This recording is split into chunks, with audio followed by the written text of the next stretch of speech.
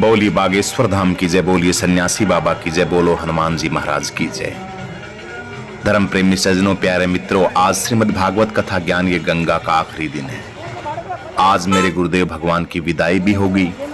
श्रीमद् भागवत कथा ज्ञान ये गंगा भी चलेगी। ये देखिए, यही वो जगह है जहां पे हमारे गुरुदेव भगवान ठहरे हुए हैं। ये देखिए, आज ये शाम को 12 बजे के बाद यहां बहुत सूना सूना लगेगा। देखिए कितना सुंदर वृंदावन का नजारा है। यहाँ पे कितनी सुंदर सजावट की है। 7 दिन तक श्रीमद् भागवत कथा ज्ञान ये गंगा को श्रवण करते हुए हमें इतना आनंद आया कि पता ही नहीं चला कब 7 दिन गुजर गए। कितनी भव्य तैयारियां की हुई है यहाँ।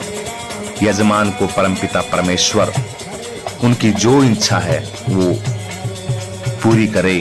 गुरुदेव भगवान का आशीर्वाद हम सभी भक्तों पर और यजमान पे यूं ही बना रहे। देखिए कितना भव्य तैयारियों के साथ ये यहाँ का सारा जो पंडाल है, व्यवस्था है, कितनी सुंदर तरीके से सजाई हुई है। हमारे गुरुदेव भगवान साथ में संतों की झोंपड़ी नहीं, कुटिया। ये देखिए गुरुदेव भगवान का जो महल है, हमारे बिहारी लाल का, कन्हैया का, उसके साथ ही संतों की कुटिया है। बहुत ही भव्य श्रीमद् भागवत कथा ज्ञान ये गंगा 7 दिन तक चली है, जिसमें इंद्रदेव भगवान भी बहुत प्रसन्न मुद्रा में दिखाई दी। समझने वालों को तो इसमें बहुत राज छुपे हैं, उन राज को जान सकता है। लेकिन कई भाई ऐसे भी हैं, भाई असुविधा होगी, असुविधा कुछ नहीं हुई। लेकिन संत कितनी मस्ती से 7 दिन तक ये गंगा निरंतर यहाँ बहती रही और हम लोग इस गंगा में गोता लगाते गए। आज गुरुदेव भगवान श्रीमद् भागवत कथा ज्ञान ये गंगा की 7वें दिन की बैठक मेन मूल सार को सुना के और गुरुदेव भगवान जब विदाई लेंगे तो यहाँ का नजारा कुछ और ही होगा।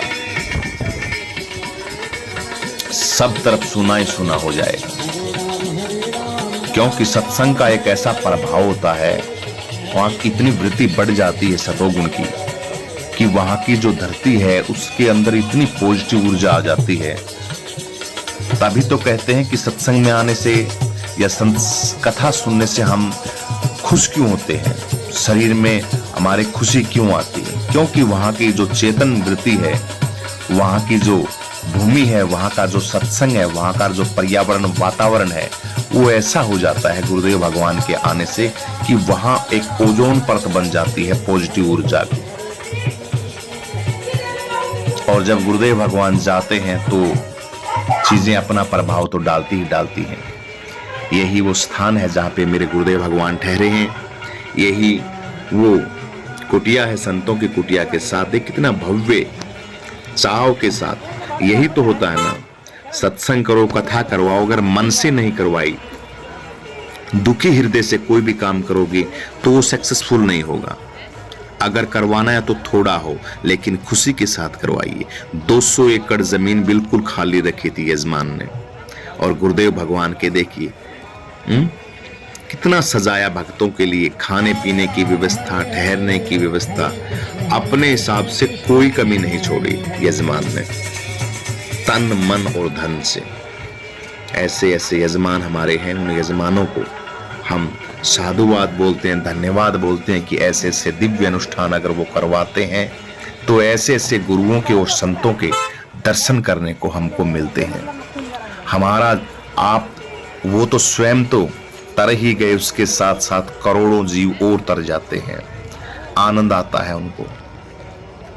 और परमपिता परमेश्वर की झोली के अंदर किसी भी चीज की कोई कमी नहीं है। सिर्फ क्या है कि उनको ग्रहण करने वाला पात्रता के अनुसार परमपिता परमेश्वर देते हैं। जिसकी जैसी पात्रता होती है परमपिता परमेश्वर उनको वैसा देते हैं। तो इसमें तो फायदा ही फायदा है। जितनी जिसकी श्रद्धा है, भाव है, उतना परमपिता परमेश्वर उनके खाते में डाल देते हैं। आज श्रीमद् भागवत कथा को हम लोग भाव से सुनेंगे तो हमारे अंदर भी किसी भी प्रकार की कोई कमी नहीं रहेगी, घर के अंदर, परिवार के अंदर और हमारी बुद्धि के अंदर। ऐसे श्री संतों के सानिध्य में आ जाइए। आज श्रीमद् भागवत कथा का आखिरी दिन है, आखिरी दिन की बैठक के अंदर।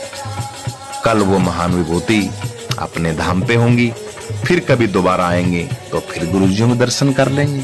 बोलो बागेश्वर धाम की जय।